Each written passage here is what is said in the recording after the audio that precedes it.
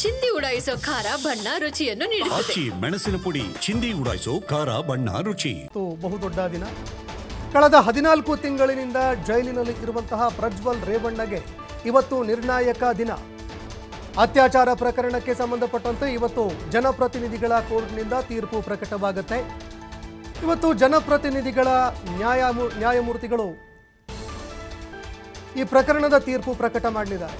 ಮಾಜಿ ಸಂಸದ ಪ್ರಜ್ವಲ್ ರೇವಣ್ಣ 12 ಗಂಟೆ 30 ನಿಮಿಷಕ್ಕೆ ವಿಚಾರಣೆ ಕೈಗೆತ್ತಿಕೊಳ್ಳುತ್ತೆ ಕೋರ್ಟು. ಇದೇ ಸಂದರ್ಭದಲ್ಲಿ ರೇವಣ್ಣ ಅವರ ಭವಿಷ್ಯ ನಿರ್ಧಾರವಾಗುತ್ತೆ. ಪ್ರಜ್ವಲ್ ರೇವಣ್ಣ ಅವರ ಭವಿಷ್ಯ ಈ ಒಂದು ಪ್ರಕರಣದಲ್ಲಿ ನಿರ್ಧಾರವಾಗುತ್ತೆ. ಒಟ್ಟು 4 ಪ್ರಕರಣಗಳು ದಾಖಲಾಗಿತ್ತು. ಅದರಲ್ಲಿ ಮೊದಲನೇ ಪ್ರಕರಣಕ್ಕೆ ಸಂಬಂಧಪಟ್ಟಂತೆ ಈ ಹಿಂದೆಯೇ ತೀರ್ಪು ಪ್ರಕಟ ಆಗಬೇಕಾಗಿತ್ತು. ಆದರೆ ಪ್ರಕರಣದ ತೀರ್ಪು ಇವತ್ತಿಗೆ ಮುಂದೂಡಿಕೆಯಾಗಿತ್ತು. ಇದಕ್ಕೆ ಕೆಲವು ಸ್ಪಷ್ಟೀಕರಣಗಳನ್ನು ಕೂಡ ನ್ಯಾಯಾಲಯ ಕೊಟ್ಟಿತ್ತು. ಮೊಬೈಲ್ಗೆ ಸಂಬಂಧಪಟ್ಟಂತೆ ಹಾಗೂ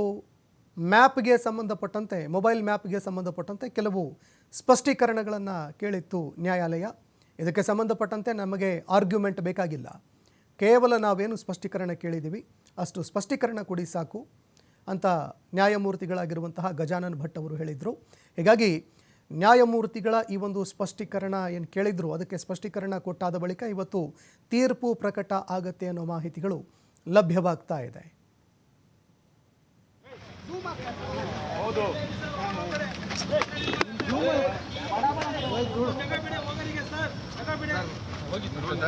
ಹೋಗಿ ಸರ್